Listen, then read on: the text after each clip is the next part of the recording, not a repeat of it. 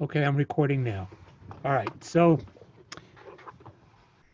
very quickly, we're talking about the Mind King, which is the territory of the whole mind.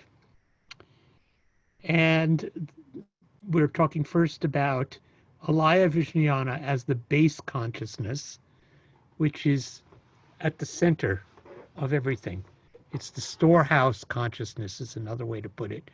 The storehouse of all of our experiences and all of our thoughts, all of our perceptions.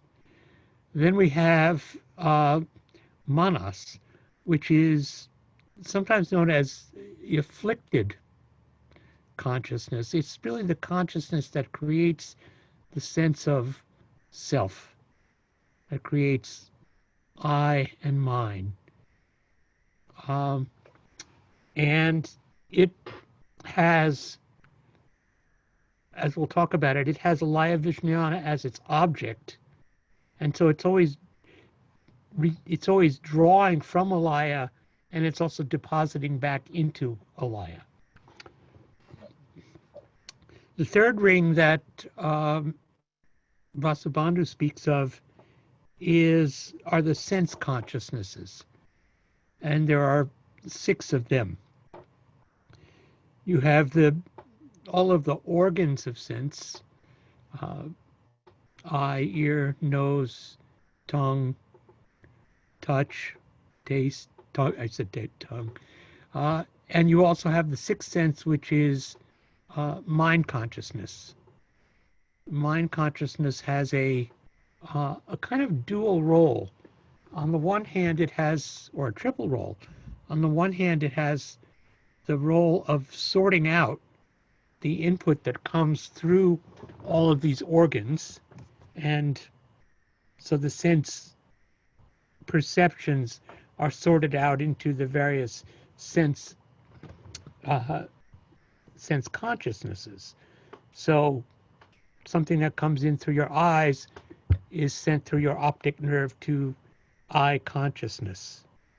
And generally those are separate. And I imagine that some of us of a certain age who have experimented with consciousness expanding drugs have had this kind of interesting synesthesia where you say you see sounds, or you feel tastes.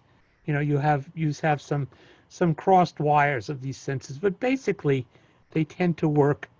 The sense consciousnesses sort out the inputs from the sense organs, and that is done in monovijnana. So it has this sorting or distributive function, and it also has the function of having its own objects. It is also a sense organ, and what it is perceiving are thoughts. They're ideas, which you might, or emotional states, which you might call dharmas. All of the dharmas, as traditionally framed, are the objects of mind consciousness. So that is the territory of the Mind King, and that is kind of the review I want to do before asking you, are there any questions before we launch into more speculative territory? You can raise your hand. I see a hand. I see Ben has a question. Thank you, Hozan. I had 2 quick ones. Well, one's pretty quick, and the other one you might want to answer later tonight. But 2 things that came up for me over the past week. One is there manas during Zazen? In Ben Connolly's book, he talks about, he interprets the line from Vasubandhu about it is not found in the meditation of cessation. And it seems like Ben Connolly, he at least implies that Zazen might be the meditation of cessation or something like it. I don't know. So that came up for me. And then the other thing was sort of thinking more about the Alaya, where does beneficial volition come from? Because I've had the experience, and it makes sense to me studying this system, that in the absence of intention and beneficial action, your automatic behaviors that could come from the Alaya could necessarily lead you in not so good directions or repeat not so good seeds. And Yeah. so is the intention to not indulge those seeds and to do something else, is that coming from manas and sort of on the light side of manas, on the better side of manas, or somewhere else? Well, okay. So let me come back to that because I think that's at the heart of what we're going to speak about. As far as your first question is concerned, um, I'm sorry, ask it again. I just want to be really precise. Sorry, it's the problem with offering two questions. Is there manas during zazen? Ah, right. Is there manas during zazen? Uh, I would let you guys be the judge of your own zazen. Uh, you know, uh, sometimes there is, and but I think that zazen creates a ground by which we can actually let go of manas. We can settle into our breath, settle into our posture, settle into uh, a very open receptivity that is not ascribing that perception to self. And I think that that's not so unusual, but it's also true that I think many of us experience moving in and out. Uh, and the thing is, you can't always quite distinguish because you're not like keeping a logbook of what's happening during zazen. But I think that zazen really creates a format within which you can let go of that self-concern. It's not guaranteed that you will do that, but it's more likely than in the midst of our daily activities. That's what I would say. I see Thank you. Susan's hand is up. Can you hear me? Yeah.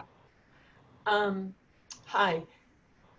Last week when you were talking about manas, I wrote something down that you said that I've been thinking about. You said we all have experiences of going beyond manas. And it almost sounded like a matter of chance, but I'm not necessarily sure you meant it that way. Isn't that a function of practice, or isn't that because of our intentional decisions to practice in certain ways that we uncover, or that leads to what you're calling going beyond manas? Yeah. So let me reframe something that Iken Roshi was wont to say. Uh, he would say, he often said, enlightenment is an accident and zazen makes you accident prone. Say that again. I'm sorry, I didn't hear you. Enlightenment is an accident and zazen makes you accident prone. And I feel the same way. Uh, so if we're talking about the absence of manas, we're talking about uh, the absence of a self conceit, the absence of a self creation or concern, and in a sense, that is a dimension of awakening. Whether it's an effect or a precondition, I can't say, but I think that practice uh,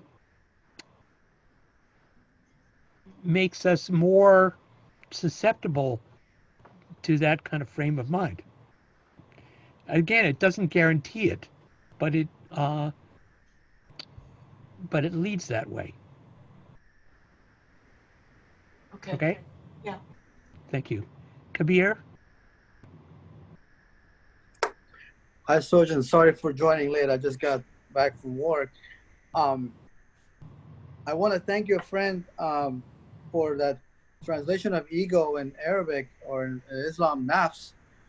I missed your class last week. I was working, so I just happened to listen to it on the way to work, and I've been looking for a meaning of ego and dowry in Islam, and the one that it's very close to ego, at least in my perception, was ghurur, which means pride.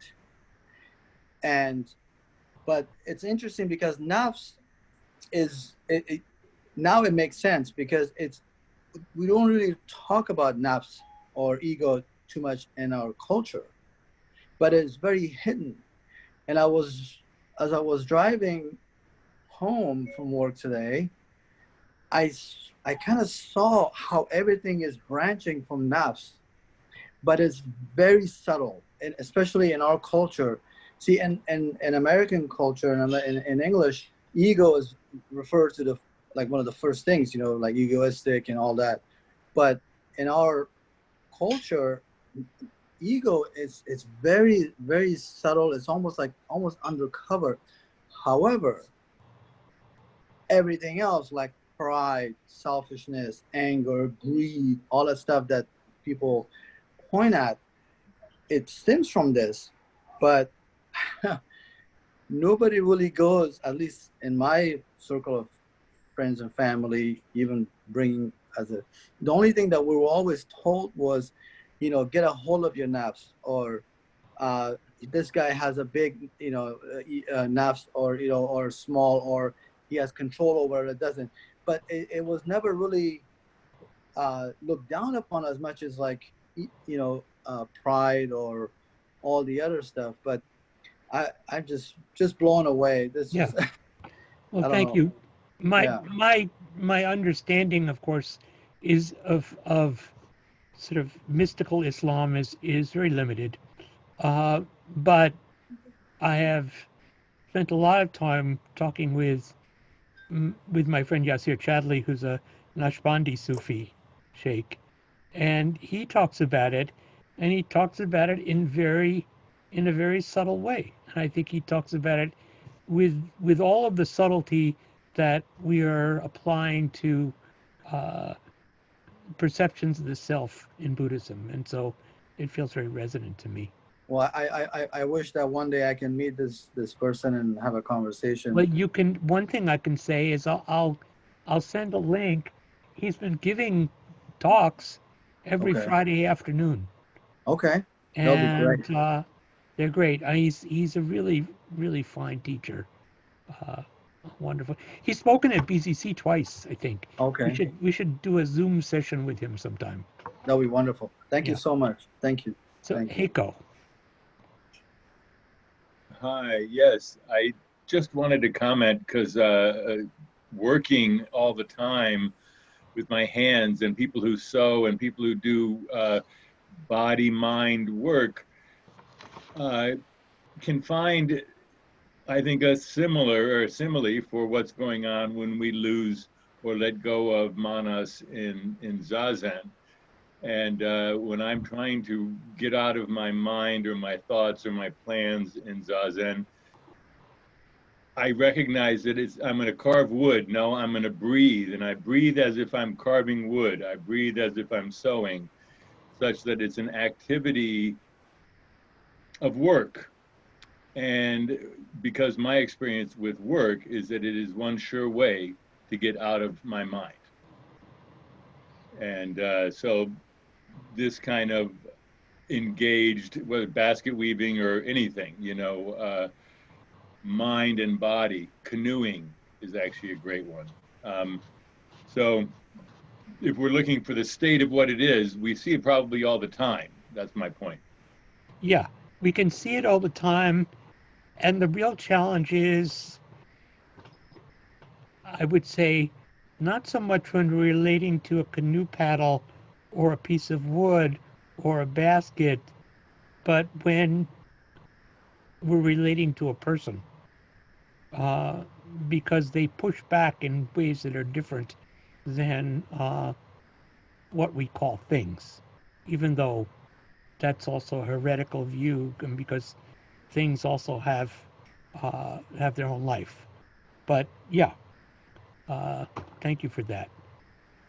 So I want to move on, if that's okay. I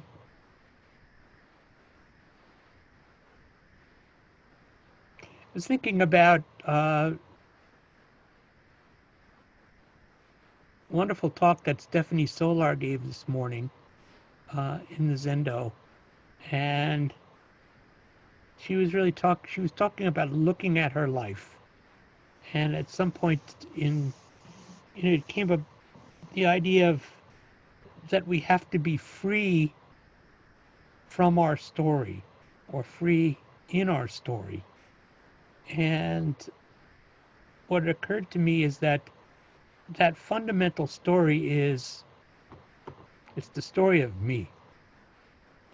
That's the trap, and that's the source of the suffering, and it's exactly what Yogacara is trying to help us unpack.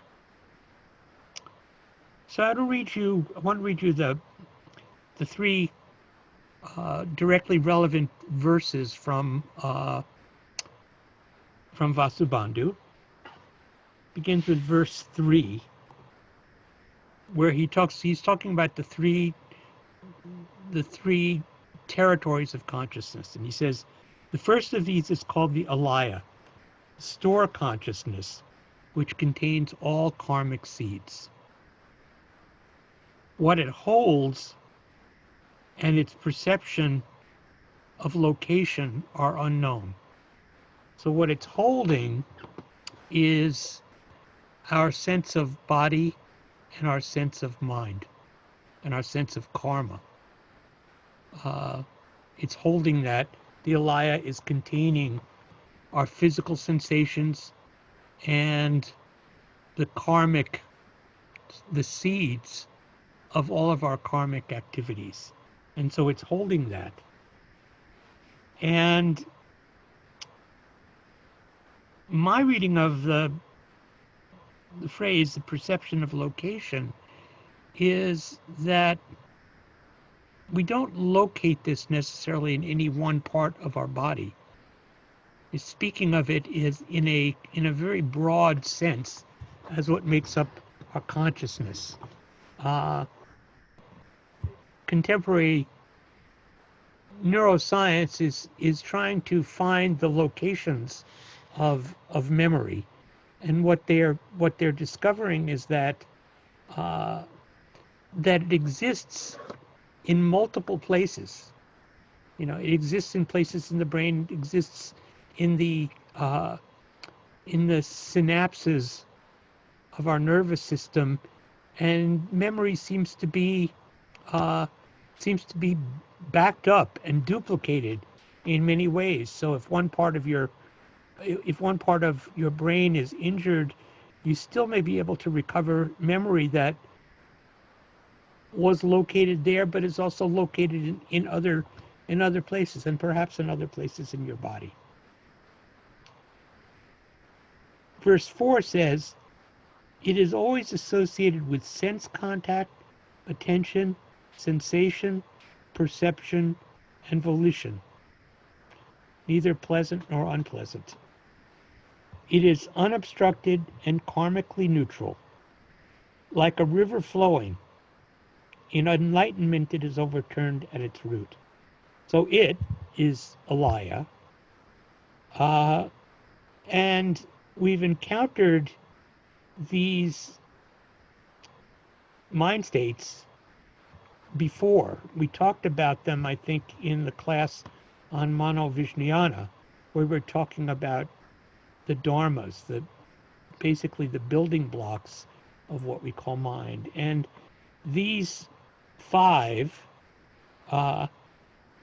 contact, attention, sensation, perception, and volition, are what are known as the 5 universal factors.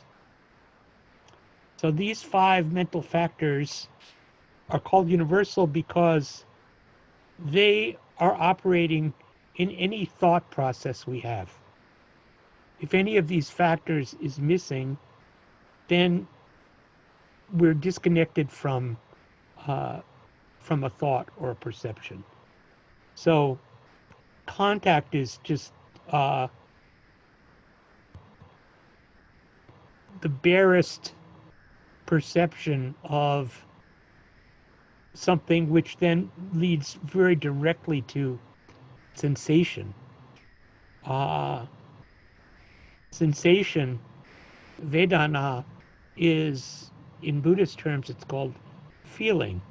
And that feeling is either pleasant, unpleasant, or neutral. And once we have the feeling, then we have a perception. So we've spoken about this before. If I hold my hand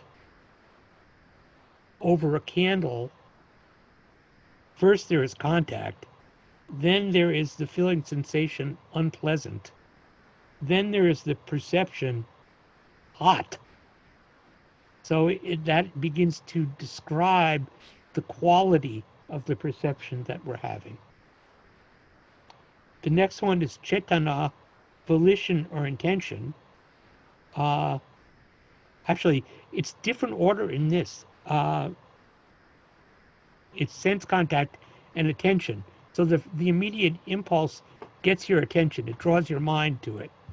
And then you have the sensation, the perception, and volition, which means either we turn towards something or we turn away from it. If it's pleasant, we tend to turn towards it. If it's unpleasant, we tend to turn away from it. And if it's neutral, we can just stay there. So these are the 5 universal factors, and we may notice that they're very similar to the skandhas, the 5 skandhas, which we chant in the Heart Sutra twice a day, which begin with form.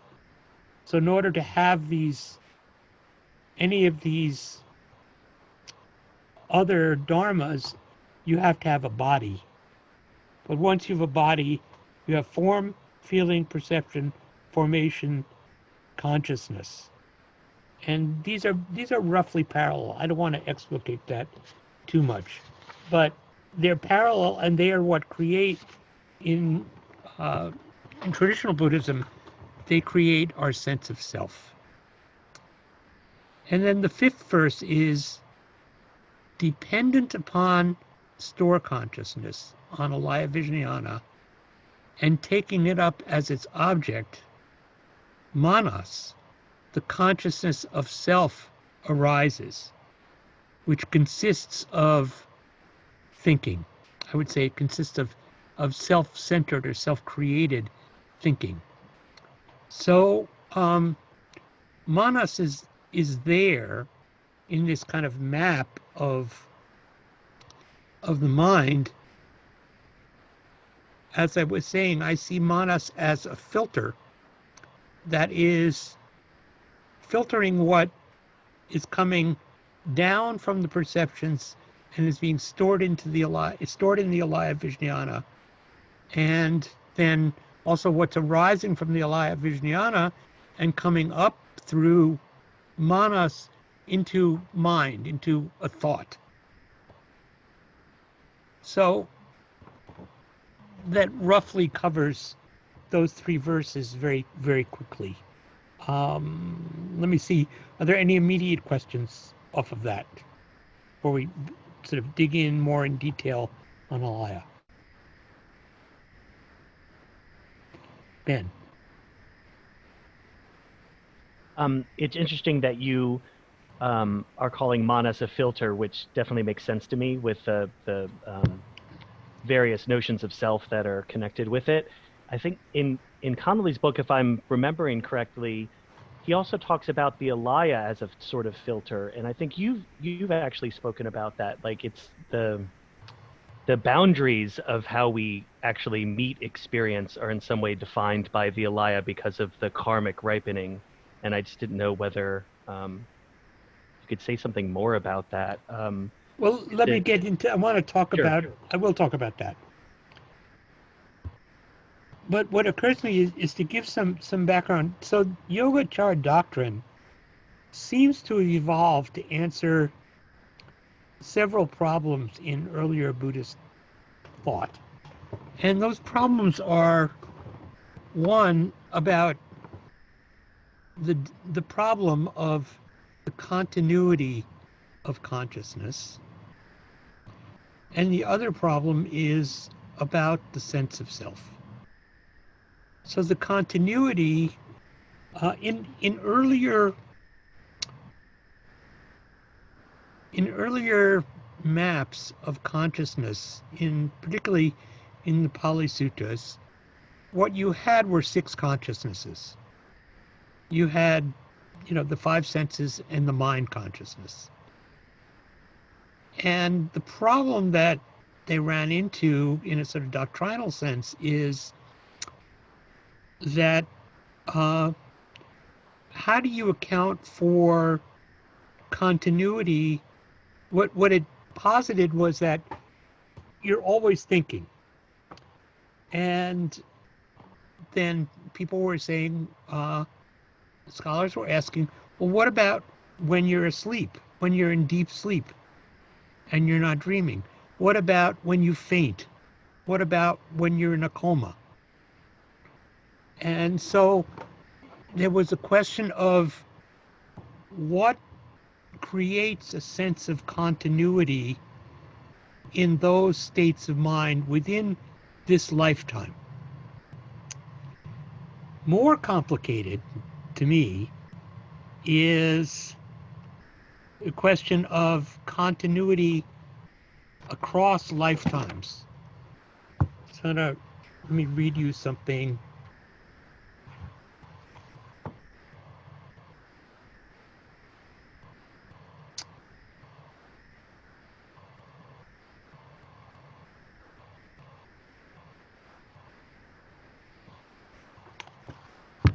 So we have a problem here with the question of the core Buddhist principle of non-self and the idea of rebirth. And I'm not going to get I just want to tell you about this. I don't want to get too hung up on it. But to read you from Living Yogacara,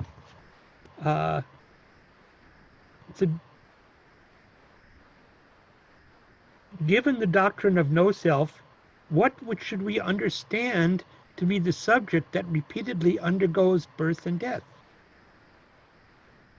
In ancient India, it was thought that we undergo repeated reincarnation with a substantial immortal self as subject. But because Buddha categorically denied such thing as an eternal Atman, Buddhism had to locate a subject of transmigration without undermining the theory of no self. And there were a variety of theories. The most well thought out resolution of this problem is that of the Alaya Vijnana. As an answer to the non-existence of enduring essence, they saw a latent mind that continues with the same morally indeterminate karmic quality, storing and accumulating the impressions of past experiences as seeds of potentiality for the production of effects. So that was what they saw as carrying through various lives. Now, I don't want to dwell on theories of rebirth here, even though they are really seen as essential in many schools of Buddhism. And that's true for many of the old teachers. You can think, even in the Zen school, if you think of the koan of Baizhang's Fox, which is really wrestling with the continuation of the question of continuation of karma from birth to birth. My concern in this class is about how we live. And in a sense, you could say it's how are we reborn from moment to moment. And that depends on what we see of the activity of mind.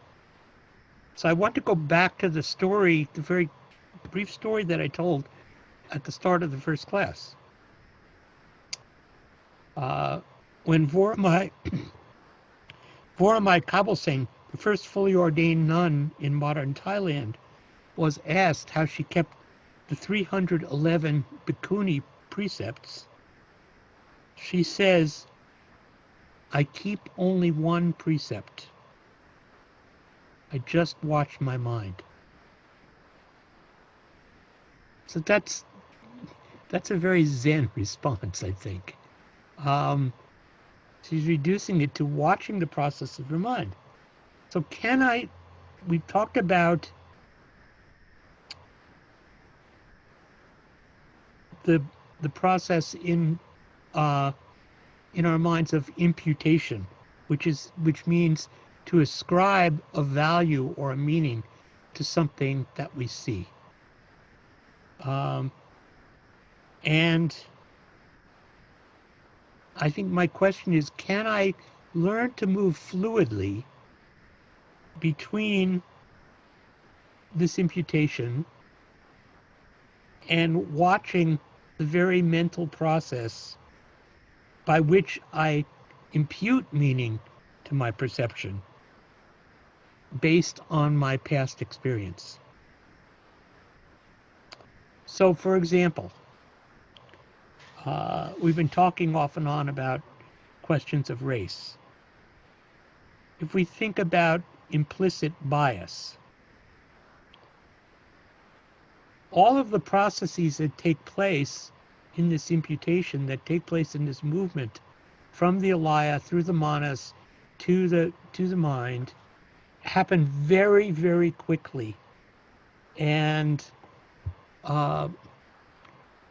very difficult to see them. It happens before we even know it, which is, I think, what some of you may have experienced if you've taken, is it the Harvard implicit bias test?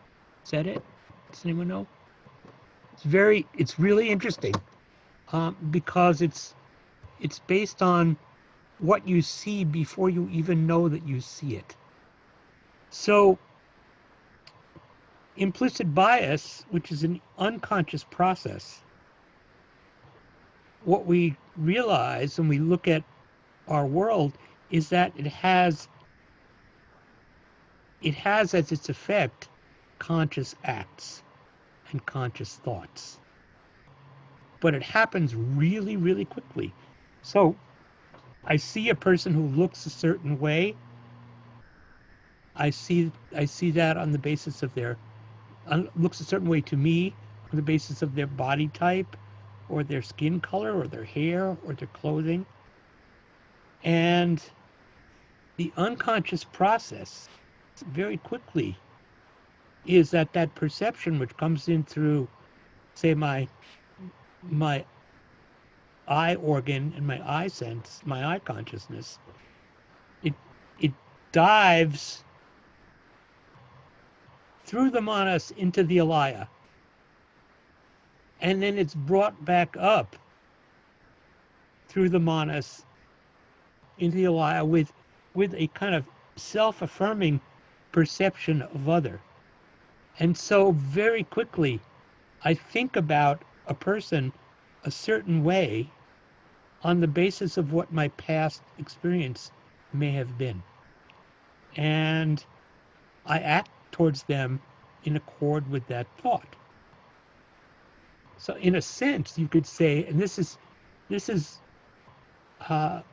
something I've thought about a lot,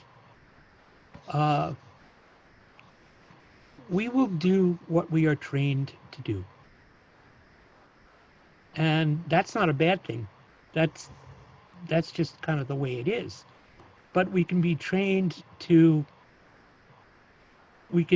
wholesome activity. We can be trained in unwholesome activity. And we have to be able to evaluate that as it's unfolding. But basically we do what we're trained to do. And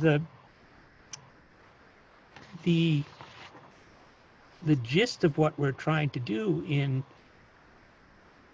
our practice, and this gets again to the Alaya, we're sort of talking around it, right? We have a choice to perceive things and to do things that are wholesome or unwholesome. And those will bear fruit as in wholesome and unwholesome ways. And so what we're trying to do is to train ourselves in wholesome ways, which lead towards liberation. But we have to be able to evaluate that for ourselves. So I want to read you some material about Alaya, and then we'll have some time for discussion. So Alaya Vijnana, or the Storehouse consciousness, was a really new formulation in Buddhist doctrine. The Alaya is the receptacle of all experiences, and they enter and are stored there until they mature and causes and conditions arise, and they are sent back out as new experiences. In the same way that a warehouse handles goods. Things come in, things go out.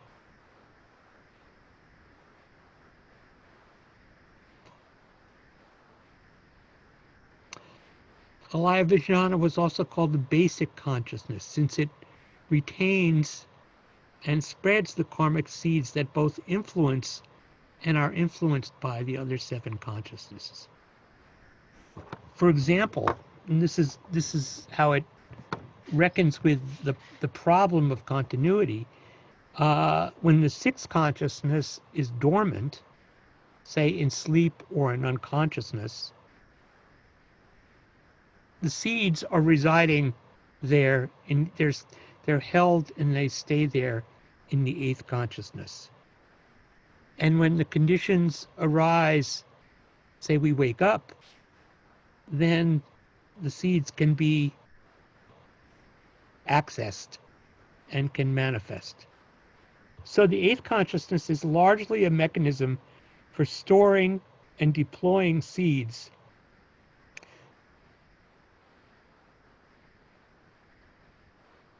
For Yogacara, ignorance means, in part, that we are really ignorant. We don't know what's lying there in our Alaya Vijnana. I mean, really, it's everything that ever happened to us is there in one form or another. We don't necessarily have immediate access to it, but when certain causes and conditions come together, all of a sudden these memories or these feelings or these smells or these sensations arise. And all of us have that happening all the time.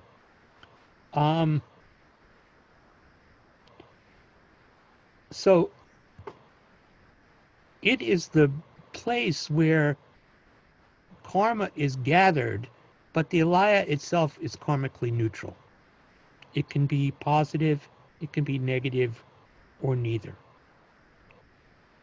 And each individual has his or her own storehouse consciousness. And that consciousness arises from moment to moment as long as we are alive. And presumably, in terms of the doctrine, it continues from life to life, just as nothing more than a collection of ever changing seeds. So it's continually changing, so it's not a permanent self. And I used to think, but anyway, in this assertion, there is no universal collective mind in Yogacara. I used to think of it as, I used to envision Alaya as like, sort of like collective consciousness of like a big basement area that had like my stuff here, and then Mary Beth's stuff would be over there, and Chris's stuff would be over here, and all sort of be in the same room, but they'd be individual keeps. That's just my way of thinking about it. I don't think there's any orthodoxy to it. But again, I'm not so stuck on the precise details of or the precise doctrine. I'm more interested in looking at how my mind works.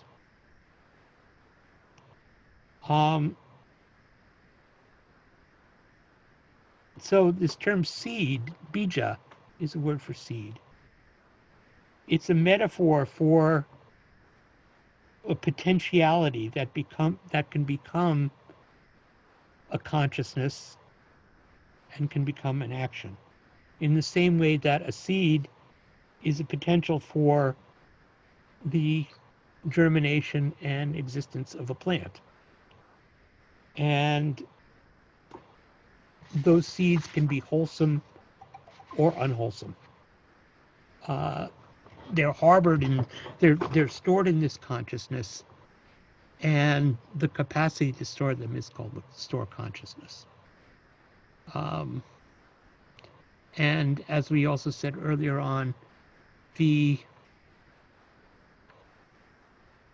transformation at the base, which is the goal of Yogacara, is basically the elimination of all these seeds. Now, whether that is actually possible or not, I'm not actually sure. So I want to stop there and let's see what questions you have. I'm simplifying stuff that's really complicated, and it's already complicated anyway. And I have some questions myself about how this works. But as a tool for looking at my mind, I find it really helpful. So, Bud? Yes. There was one thing that's always kind of at the back of my mind is the social nature of people. We really suffer physiological effects if there's no contact with other people. I'm wondering how this might have been. I'm sorry, we lost the last 30 seconds of that. Well, the other thing that is what Dogen referred to as Kanodoko. Can you hear me okay? Not really, no. Now I'll try to lean closer. Is that better? We'll see. Okay. And Dogen referred to Kanodoko as mystical communion or resonance, which was necessary to arouse the aspiration for awakening. How might that fit into the Yogacara model? That's a really interesting question. I'm not sure that it does. And I think that in part, to my mind, that has to do with very different mental and linguistic structures from Indian Buddhism to East Asian Buddhism. That what I see in this, in Indian Buddhism is extremely logical and analytical, right? And Chinese and Japanese Buddhism is in certain ways more impressionistic, and it might have to do with actually the structure of the words from a linguistic basis that that is similar to the linguistic basis that we have in, although different languages, in the Indian languages, you have, compared to Chinese and Japanese, which has basically a linguistic structure that's composed of images. So that's a very different way. That I think constructs the way we actually think. So, you know, if you look at the Zen tradition, if you look at the Tang Dynasty, you look at Dogen, you see a much broader, more impressionistic view of the universe than you might when looking at Indian Buddhism. Indian Buddhism, it tends to be very precise, even when it's completely psychedelic. Like think about the Avatamsaka Sutra or some of the really ornate sutras. It's so specific. You know, it's talking about each image and each thing in a very particular way. Whereas you have a broad feeling tone that is understood in the Chinese tradition. Anyway, that's my sense of it. But I think that we have,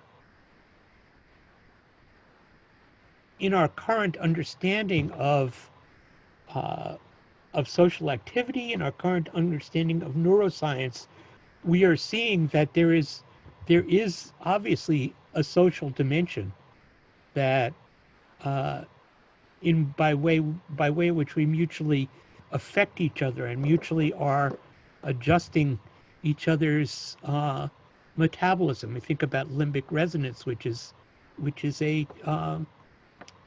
real thing. So I think this is where I don't want to lock down on. I'm not presenting this as like this is the truth. I'm presenting this as here's a model that's useful, and let's think about how we can use it to examine our lives. Other questions? Heiko. I just wanted to bring up the thought, the guy who came to visit us and gave a wonderful, simple lecture from the Soto Shu when we were in the Zendo, he talked about the 1.5 person perspective. And when you're talking about limbic resonance and the different things that really go on, I can't think of a better way of putting it, honestly. And if we recognize that as I go out, I'm a yellow color and you're a blue, together we make green, I'm always seeing green in my world and not able to express my individual self, right? But I think it's very important to recognize that it's just not possible. 1.5 person perspective, at least. I throw that in. Thank you. Yeah, thank you. Thank you. I'm looking at the chat. I'm behind, but Chris asked a question. Did our co-founder Shunryu Suzuki say, strictly speaking, there's no enlightenment, only enlightened actions? You know, honestly, I can't remember if he said that, but that's what I say. And I've said it many times. Enlightenment is, to me, enlightenment is not an experience. It's not a state of mind. It's how we actually relate to ourselves and each other. And that's what I value. And, you know, there certainly is a sharp discourse about this in the Zen tradition. You know, I mean, my son is in a place now with a teacher who is he's pushing them. He wants them to have this breakthrough enlightenment experience, and that's fine. It can't hurt him, you know. But the proof is in the pudding. The proof is to me is like, okay, how do you live? And this has been, I just to say, it was an argument that I used to have. I had with Aiken Roshi, who would distinguish between enlightenment and character development. Now, I have to grant that my elder teachers may know something that I don't know. But to my mind,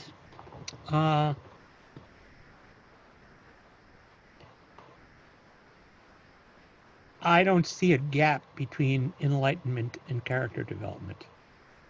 And if there's a gap, then there's something missing in one or the other. And if you look at, if this is the great conundrum, and it really is a conundrum, I think it goes, if you look at the activity of so-called enlightened Zen masters in the first half of the 20th century, who were encouraging the Japanese troops in Manchuria and in Korea, and were really encouraging them to kill. And to my mind, it's like, okay, is that, and these were supposedly deeply enlightened people, and I'm sure they were very deep people, but is that what I want to value as enlightenment? So this is just my point of view. But I think it's, it's an ethical, and maybe it's a doctrinal question that is important. So, let's see. I saw. Oh, Ken, did you have your hand up? Yes. Ken Palson. Sorry, actually, Katie. Oh, Katie. I was thinking. I was struck by one of the things you said towards the end of the talk about how I might have misheard. Practice is, in this context, is perhaps about eliminating the seeds ultimately, and you weren't sure about that. And I thought that was interesting because No, I'm sure that that's what it says. Okay, yeah, and I thought that was interesting because I didn't like it. I thought it was interesting that I didn't like it, and I thought of a retreat that I did with Thich Nhat Hanh some years ago, and he talked about how when seeds are watered in Alaya consciousness, they rise up and form formations. But he talked about how mindfulness was one of those formations, and you could water the seeds of mindfulness and strengthen. And it was this kind of, very much about what is wholesome, what is not wholesome, and cultivating what is wholesome and versus kind of no seeds. And I guess I just, because I am attracted to that, I just wonder, like, what is the other side? What is the kind of the strength of not having seeds? Sorry, did that make sense? Yeah. I think this is a really important question particularly in Zen. The question is, and this is what it would be good to study the Fox koan, Baizhang's Fox. Do people know that? Let's see if I can relate it really quickly. Baizhang was a great teacher in the Tang Dynasty, and he would give a lecture every day, and he noticed an elderly monk in the back of the room, and who nobody recognized. And one day the monk approached him and said, I used to be 500 lifetimes ago, I used to be the abbot of this temple. And a student asked me a question, does a person of complete enlightenment, is a person of complete enlightenment subject to cause and effect? And I said no. And thereafter, I was born as a fox for 500 generations. And he then asked Baizhang the question, and does a person of complete enlightenment, is a person of complete enlightenment subject to cause and effect? And Baizhang said, a person of complete enlightenment does not ignore cause and effect. And with that, he was greatly relieved and said, thank you, I'm released from this lifetime of bondage. And there's a lot more to the story. Baizhang then tells his students the next day, we're going to have a funeral for a monk. And they were all really confused because who had died. And they went out in the hillside and they poked around and they found the body of this fox. And they gave it a monk's burial. So there are there's an infinite number of interpretations of this. And I think this gets to your question, and I'm not going to posit a right answer. Dogen actually, this is one, I was talking with Taigen about this last week. So this is one of the few places where Dogen actually changed his interpretation of a koan. And I need to study it. Maybe it'd be good to give a talk about this at some point. But I think that on the one hand, as long as we have a body, my feeling is that we're subject to cause and effect. We're subject to karma. But it's also true that what Sojin Roshi says and what Suzuki Roshi says is that Zazen is non-karmic activity. So while we are sitting Zazen, we are not creating karma, neither positive nor negative. And that is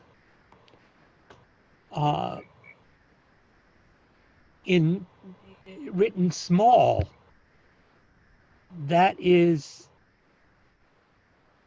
a manifestation of transformation at the base. So that's what transformation at the base is talking about. But it's also talking about in the interpretations that I've read, it also says that when you have this transformation of these afflicted consciousnesses and you are freed from karma, then you are freed to unleash your bodhisattva nature to help all beings. So, the bodhisattva in one sense is beyond karma, and yet the bodhisattva also throws him or herself back into the realm of karma so that they can be in this world to address the needs of sentient beings. So that's complex. And this is where we have to make our own way in our own practice. Does that answer somewhat? It's helpful. Thank you. Yeah. Okay. I think there was another question here. Oh, yeah. Chris Evans is asking about the ninth Amala Vijnana. Please repeat your summary about this consciousness. Well, I didn't talk about it. And it is, this is where you get into some of the complexities of conflicting Yogacara doctrines. So basically, one of the formulations is when there's a complete transformation at the base, then you manifest the ninth consciousness, which is Yamala, which is just this consciousness of it's like the consciousness of Vairochana Buddha. It's like it's you become sort of big mind, and that's one. You know, there's one school that thinks that, and some of the earlier schools didn't talk about it. I think it's a later version of Yogacara. I don't think you'll find it in Vasubandhu or Asanga. And when you get there, please come back and tell us about it, okay? Other questions? Other people who have not spoken? Before I take the people who have spoken.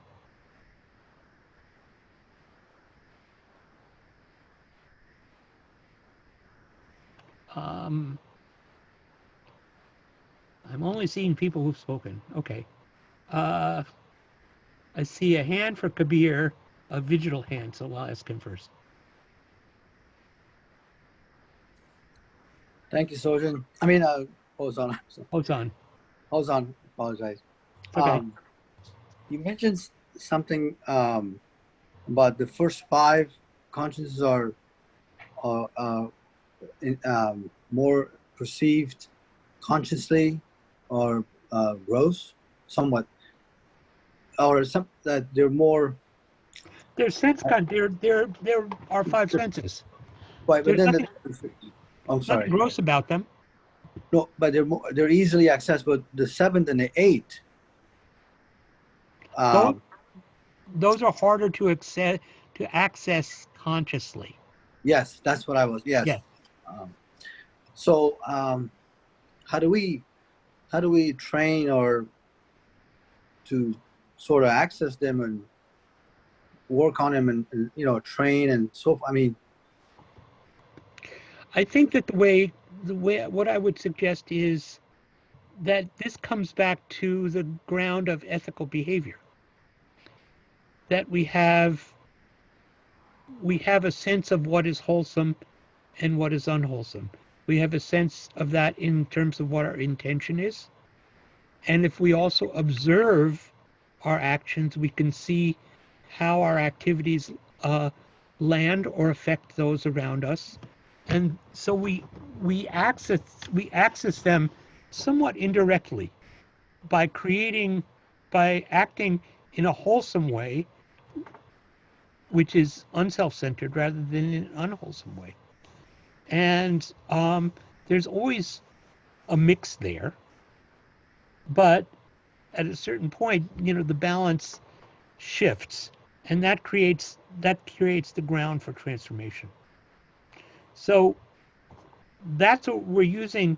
We're using an evaluative standard of what we're actually perceiving, and recognizing that even that perception can be distorted by a self-centered perception, but still we do our best. And so that is how we can transform ourselves without necessarily, I mean, nobody can see. Who can see all the stuff? I can't see all the stuff in my store consciousness. Even when we're mindful, when we're cultivating mindfulness as a dharma, we can only see the tiniest bit of our action or the tiniest bit of what we remember at any given moment.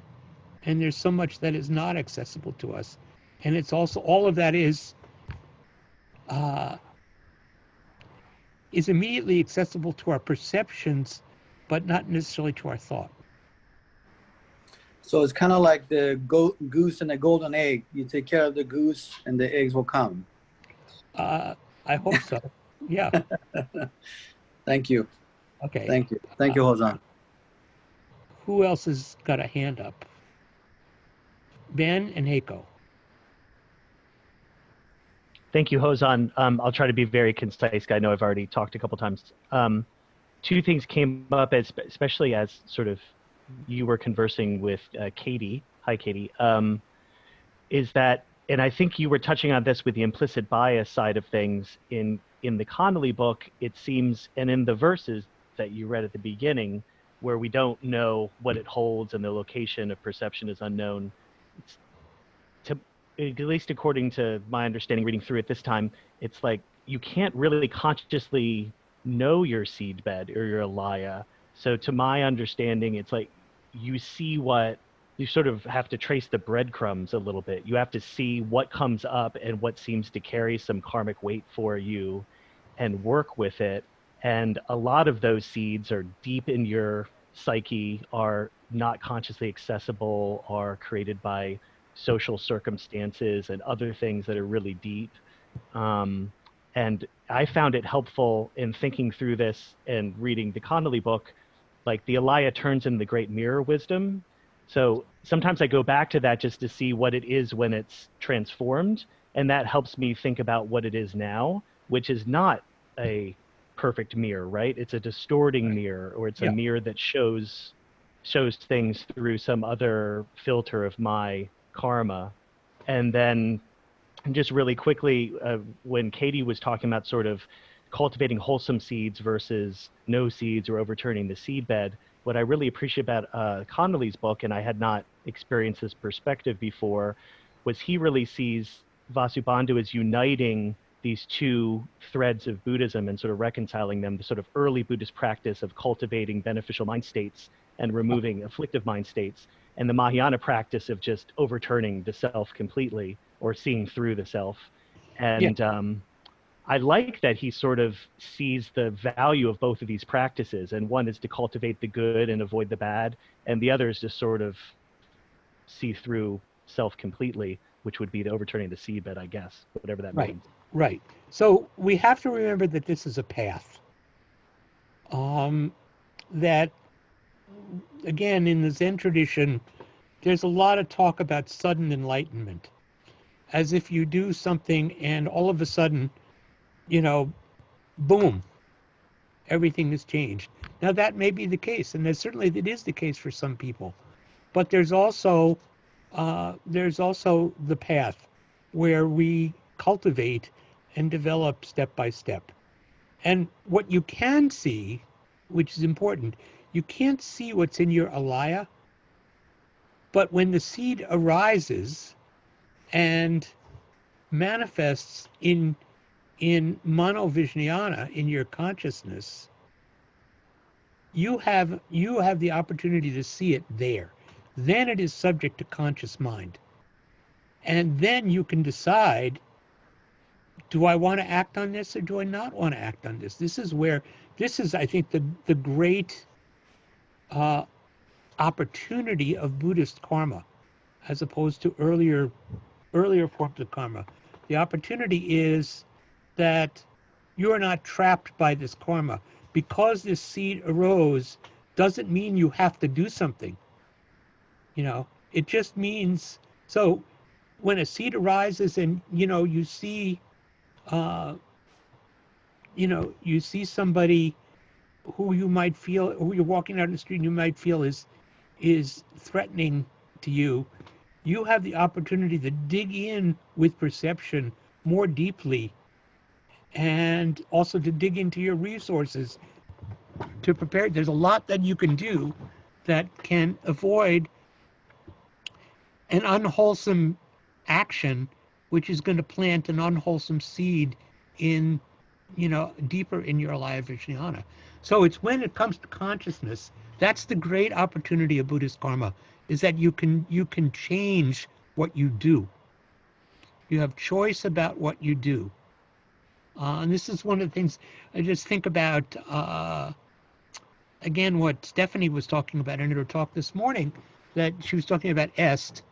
And I don't agree that everything that happens to you in your life is caused by you. But everything that you do in response to whatever you experience is a choice that you make. That's where we have the choice.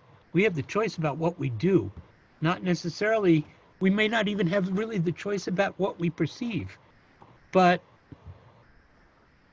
we can accumulate other forms of knowledge, other forms of analysis that help us to look at the patterns of our behavior and the patterns of perception and say, wait a second, this is not wholesome. So I'm going to, just one more. I see Gary, who hasn't asked anything, and then we have to end.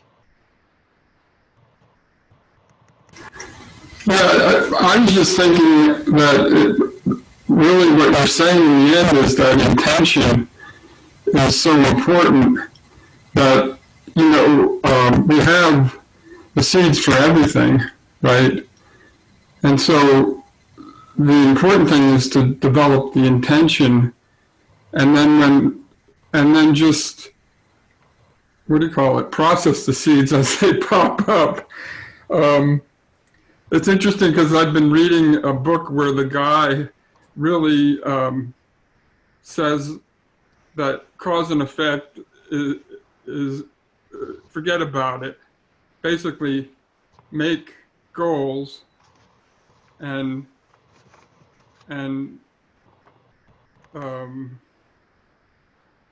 basically all we're doing all over and over are making goals. They can be negative, unwholesome, or wholesome. And I think he's right in a way. I mean, there's cause and effect, like you get hit or punched, you get knocked down. That's definitely a cause and effect. But often we just spend all our time thinking about every little thing that happened to us, and that just brings up the Alaya, right? It's just, I'm not sure. I would add a dimension, and we talked about this earlier. I'd really add a dimension to intention. I think that there's too much weight. I think there's the overbalance on intention in the way we've been taught Buddhism, which is not to say it's extremely important, but to go to what Bud's question was about the social dimension of our practice means we have to look as well at the effect of our intention. We have to look at the impact. And to me, what I've learned, particularly in the last number of years, and I've learned it looking at questions of diversity, and is to see that intention and impact are inseparable, which means that you have to check out your intention by what its effect is on the world, what its effect is on others around you, and those to me are inseparable. And that's if you just think of Avalokiteshvara with her 1,000 hands and arms and her her infinite spiritual Swiss Army knife in each hand, she has the tool. It's not just the intention. She has the tool that can have a beneficial outcome, a beneficial impact. And I would really invite us to be inclusive in our perspective of our actions. So when a seed arises and an intention, even a wholesome intention arises, we need to test it out and explore what that effect is. I think that's all important in our society. yeah, his argument was that you're kind of creating your own reality and making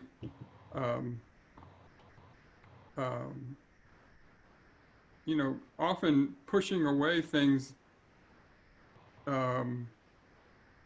I'm not really saying it that well. I'd have to see it, you know. Yeah, but he's kind of saying that you generate a goal even though you think you're not, that you're part of the, anyway, I'll take it to the next level later. I don't think there's anything wrong with generating a goal. Yeah. You know, what we're warned about is, we're warned about self-serving ideas. We're warned of what Suzuki Roshi talked about, gaining idea. Gaining idea does not eliminate all sense of goals. It's gaining something for me. That's the problem, where I'm thinking about essentially about myself in a self-centered way. That's what we're trying to combat. So Right.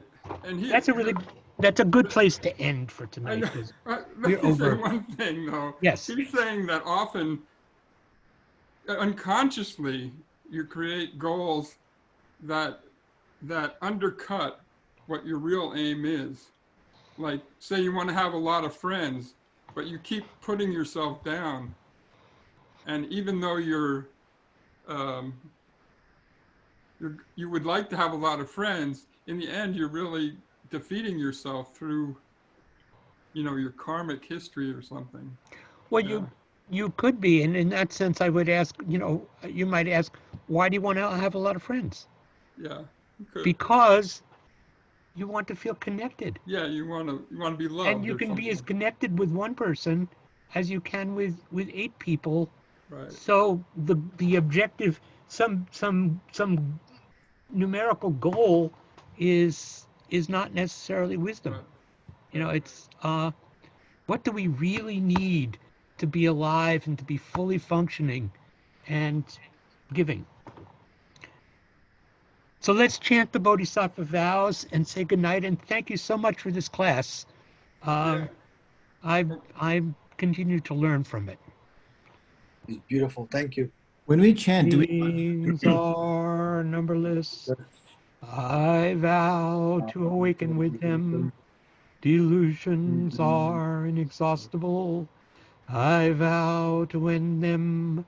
Dharma gates are boundless. I vow to enter them. Buddha's way is unsurpassable. I vow to become it. So thank you very much. If you want to continue this discussion, you can write to me and sign up for a Dokusan or for a virtual tea, and we can continue. Okay? Hey, when we chant, are we supposed to unmute or mute? Okay. Thank you. Thank you, Hozan. Okay, thank you all. One series. Yeah, thanks. Thank you. So long, everyone. Thank you. Good night. Good night. Thank you very much. Thank you. Good Have a good night, everyone.